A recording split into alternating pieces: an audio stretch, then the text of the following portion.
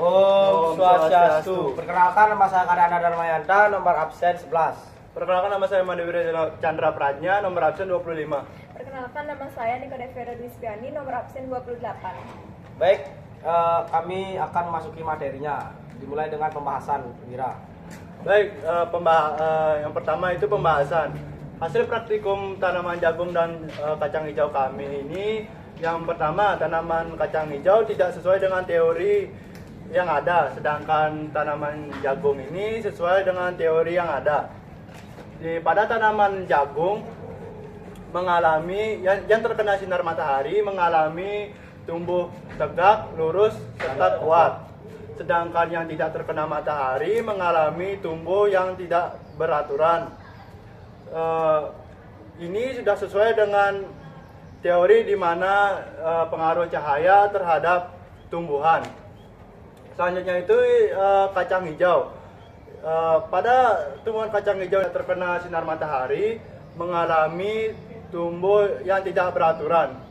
Ini terjadi bukan karena kesalahan teori, namun karena kekurangan sinar matahari serta faktor lingkungan.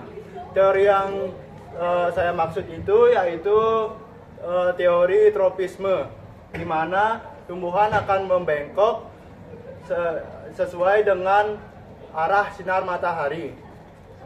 Selanjutnya itu perubahan warna.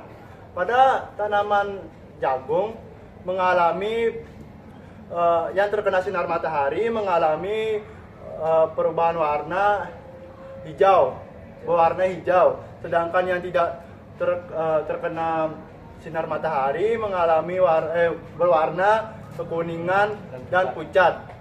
Ini juga terjadi pada tanaman kacang hijau, dan ini terjadi karena sinar matahari membantu pembentukan klorofil untuk terjadinya fotosintesis. Selanjutnya akan dilanjutkan oleh teman saya. Baik, di sini saya akan menjawab soal yang ada di LKPD. Yang pertama, pada perkembangan epigal bagian hipokotil, sumbu embrio di bawah kotiledon tumbuh memanjang dengan cepat, mendorong kotiledon, biji, dan plumala, bakal daun yang bakal terangkat ke atas permukaan tanah. Kotiledon yang terangkat akan menjadi hijau dan melakukan fotosintesis, sementara sebelum akhirnya layu dan lepas. Yang kedua, pada perkecambahan hipogeal epikotil, sumbu di atas kotiledon yang tumbuh memanjang mendorong plumula menembus tanah ke atas, sementara kotiledon tetap berada di bawah tanah. Kotiledon berfungsi menyediakan nutrisi sampai plumula bisa berfotosintesis. Ini ada contoh gambaran dari kacang hijau.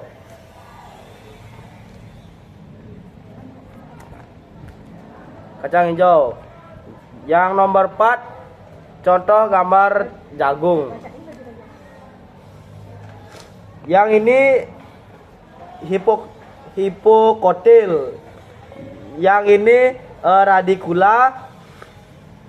Yang ketiga di atasnya hipokotil, yang di bawahnya selaput biji. Yang kelima kotiledon, dan daunnya ini unikatil. Yang jagung, yang pertama radikula, yang kedua plumula, yang ketiga kolikotil, yang keempat daun, dan yang kelima akar.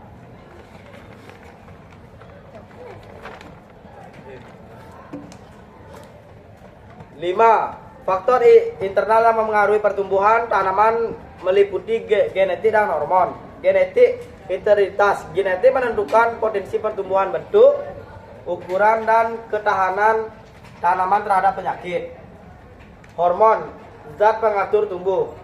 Hormon seperti aulesin, giberin, skineetelin, dan asam absiat mengatur berbagai proses fisiologis seperti pembelahan sel, pemanjangan sel, pembungaan, dan dormansi biji. Yang keenam, faktor eksternal yang mempengaruhi proses pertumbuhan pada tanaman.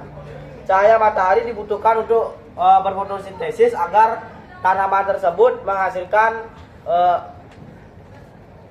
makanan dari fotosintesis tersebut.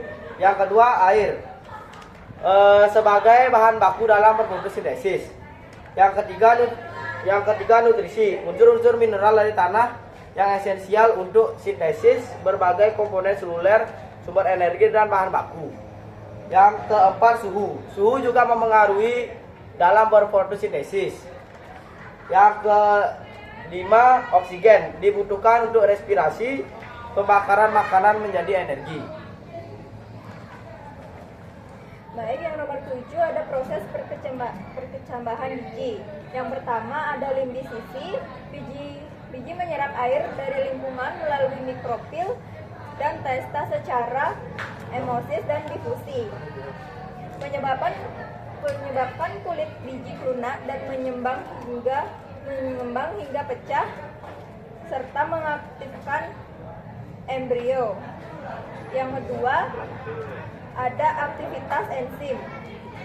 Air mengaktifkan hormon gibberellin yang mendorong pembentukan enzim seperti amilase. Enzim ini memecahkan cadangan makanan di endosperma atau phytoledon. Yang ketiga ada pemanjangan sel. Energi dari glukosa digunakan untuk memanjangkan sel-sel di bagian radikula yang kemudian menembus kulit biji dan tumbuh ke bawah menjadi akar utama. Yang keempat yaitu pertumbuhan kumula. Setelah radikula tumbuh, bagian embrio lainnya, kumula, akan mulai tumbuh memanjang ke atas. Lalu ada kesimpulan. Berdasarkan hasil pengamatan dan pembahasan dapat disimpulkan bahwa sinar matahari sangat mempengaruhi pertumbuhan dan perkembangan tanaman. Tanaman kacang hijau dan jagung yang dapat cahaya matahari tumbuh lebih normal, berwarna hijau, dan mampu melakukan fotosintesis dengan baik karena terbentuknya kloropil. Sebaliknya, tanaman yang tumbuh tanpa cahaya matahari mengalami etiolasi, yaitu pertumbuhan memegang tetapi lemah dan berwarna kuning pucat akibat kekurangan klorofil. Selain itu, perbedaan tipe perkecambahan juga mengetahui posisi koleledon, di mana kacang hijau mengalami perkembangan epigeal, sedangkan jagung mengalami perkecambahan epigeal. Baik, sekian presentasi dari kelompok 5. Apabila ada salah kata, kami mohon minta maaf. Kami tutup dengan salam sati. Om Santi Santi Santi.